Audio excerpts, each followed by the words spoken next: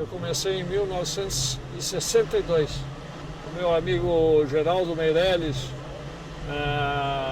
nós esquiávamos aqui no clube de campo.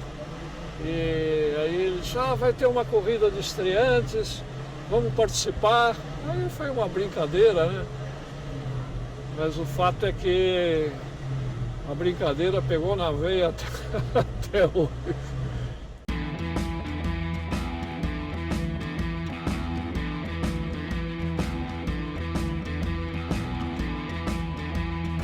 Eu fiz duas corridas. Na terceira corrida eu fui convidado pela equipe Willys. Passei em praticamente todas as equipes brasileiras de fábrica, né? A primeira foi a Willys, depois foi a Remag, depois a equipe da Com Porsche, e depois a Alfa Romeo, pela Jolly Alfa Romeo, né? E na Jolly, em 1968, eu fui campeão brasileiro. A bem da verdade, rendeu um convite para eu ser piloto de teste da Ferrari, né? Mas eu era muito jovem, o jovem às vezes não pensa direito. Foi assim, o Piero Gancia falou alguma coisa sobre mim para o filho do segundo casamento do Enzo Ferrari, Nando Ferrari. Eu não sei o que ele falou, o fato é que eu tive esse convite, né? Seria para piloto de teste de carro de rua, né? E eu, assim, não muito inteligentemente, disse, bom, se for para corrida eu vou, mas para rua eu não vou. Em 70 eu fui correr na Inglaterra. Depois que eu voltei da Inglaterra, né, eu corri pela equipe Hollywood, né? Campeonato de 71 que eu ganhei de Fórmula Ford. E aí depois, em 72, eu montei a equipe Motorrádio. Eu trabalhava nela e chegava a semana de corrida que eu me resguardava um pouco para a pilotagem, né? Em 74 fui vice-campeão da Super V brasileiro e em 75 fui campeão brasileiro e paulista. E aí eu corri praticamente de tudo, menos Fórmula 1. Apenas confirmando então as outras posições de largada. Na segunda fila temos Francisco Lameirão, número 1, direto de Interlagos, São Paulo.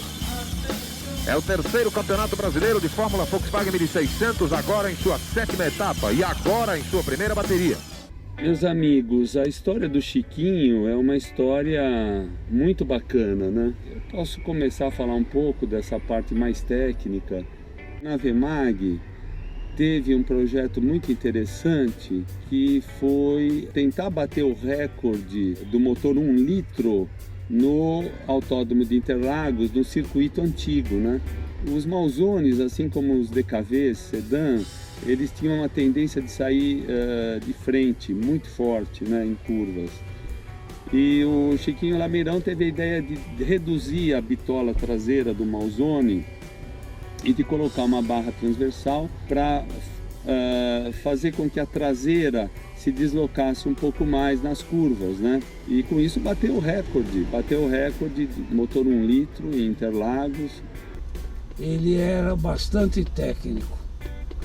Ele gostava de dar os palpites dele sobre o carro. Quando ele fazia uma prova, acabava, ele falava bem mais do carro do que ele conseguiu fazer naquele evento. Então ele era bastante técnico. O Chiquinho, na época da Super V, fez diversos aprimoramentos junto com o Crispim. Aí nessa época o Crispim era o mecânico da equipe Motorrádio famosa. Eles testaram diversas soluções de motores, de transmissões, chegaram a testar inclusive e correr com uma calota aerodinâmica, que era o objetivo era melhorar a penetração aerodinâmica, diminuir aquela turbulência formada pelas descontinuidades, né, ao longo do veículo, né? Testaram diversas soluções aerodinâmicas também de perfil de carroceria, altura de carroceria, né? No caso do monoposto bem simples, mas com detalhes importantes, né? Tanto que a Fórmula 1 hoje mantém uma sofisticação tremenda, né, no estudo aerodinâmico, né, de todas aquelas aletas, todos aqueles desenhos desenvolvidos em túnel de vento e desenvolvidos em computador. Só que naquela época eles não tinham todos esses recursos, então era tudo desenvolvido mesmo na raça, testando solução por solução e tudo na base do cronômetro, né, porque alguma coisa você sente dirigindo, mas no fundo o que vai contar é o cronômetro. E o Chiquinho sempre foi mestre nesse tipo de desenvolvimento, né?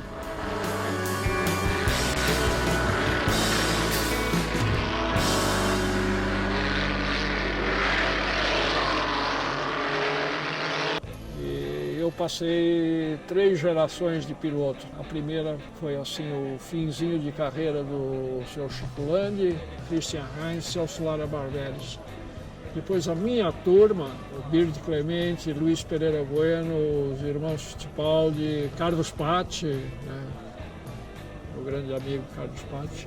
A outra geração, peguei o Ingo Hoffmann, Nelson Piquet, Guaraná Menezes. Né? Bom, como adversário, nós tínhamos carros de potências não a mesma.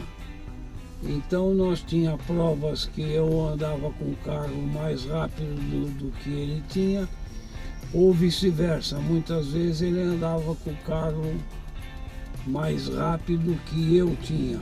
Ele era realmente adversário duro quando nós estávamos na mesma equipe. Porque aí um quer andar mais rápido que o outro dentro da própria equipe. Isso é normal em automobilismo. O Chiquinho era bastante rápido, bastante competitivo e era um cara duro para se vencer dele. Na equipe Williams nós éramos 6.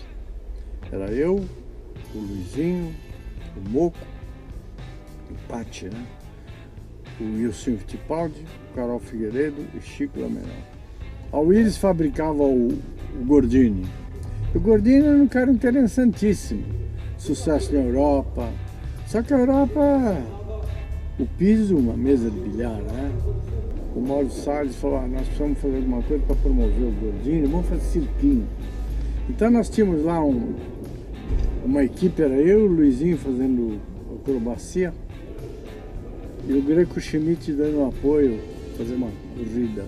Depois daquilo o Mauro Salles falou, pô, vamos bater o recorde mundial de resistência. Quando ele falou aquilo para mim, eu falei, esse cara tá louco.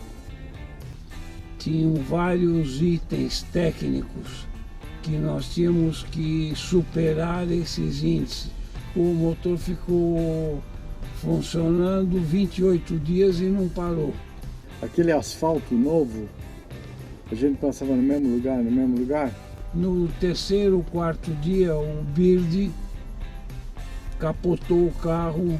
Eu peguei aquele pedrisco lá e não voltou mais. Todo mundo ficou meio bravo com o Bird porque perdeu o para-brisa. O cara caiu de pé, embora tivesse uma roda torta. Eu cheguei no box, aquele cara assim, o teto na minha cabeça.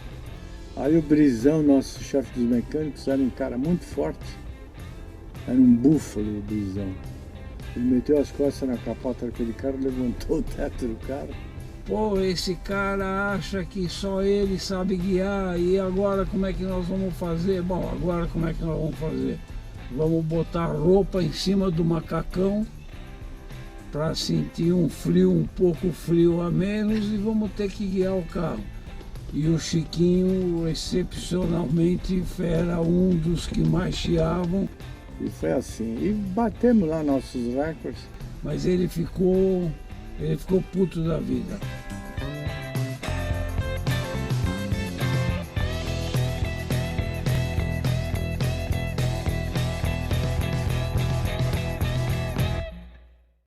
Daquela geração, era uma turma fantástica. A história do automobilismo nosso é bonita porque nosso automobilismo é rústico. O Luiz Pereira Bueno foi meu grande professor. E ele era uma fantástica pessoa e um piloto, nossa senhora.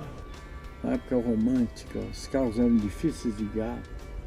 Não tinha esse monte de botão, esse monte de equipamento eletrônico, não tinha nada. É até com emoção que eu falo, porque Carlos Patti guiava muito. Você tinha que fazer tudo, uma alavanca de câmbio, um freio, embreagem, ponta-taco e vamos que vamos.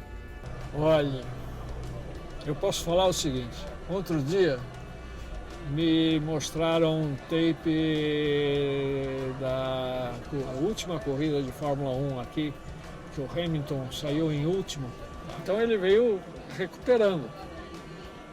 Então deu para ver assim, da arte de pilotar um carro de corrida do Hamilton. Nós tivemos pilotos muito, muito bons.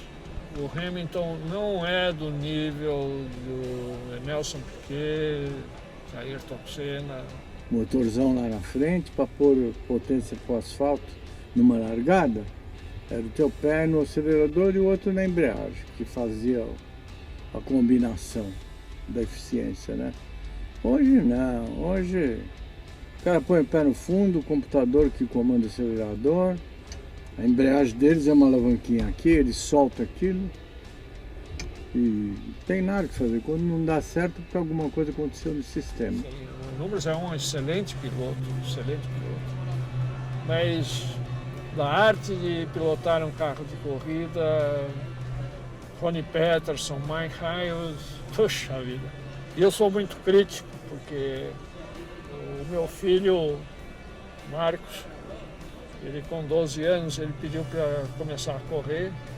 Eu vi que ele tinha um certo jeito, mas não era uma Brastemp, tá? Então eu convenci-o de ficar para cá do muro, né? Eu acho que o Chiquinho deve se sentir bastante orgulhoso, porque ele mostrou para o filho dele o caminho da Fórmula 1. E passou para o filho dele toda a cultura que ele adquiriu ao longo do tempo. O filho dele hoje é um dos engenheiros de destaque da Fórmula 1. Foi o engenheiro, um dos criadores de um carro na Europa, Ginetta, que ganhou vários campeonatos e tal. E um rapaz de um potencial ilimitado que ainda vai, se Deus quiser, muito longe. Eu acho que nós temos uma oportunidade muito grande pela frente no Brasil de manter esse tipo de atividade, de automobilismo, de apoio, de engenharia para o automobilismo, e sem dúvida o Chico Lameirão é uma grande referência nesse setor, continua trabalhando firmemente, né? E eu tenho certeza que ele ainda vai produzir ótimos frutos e ótimos projetos para a nossa satisfação.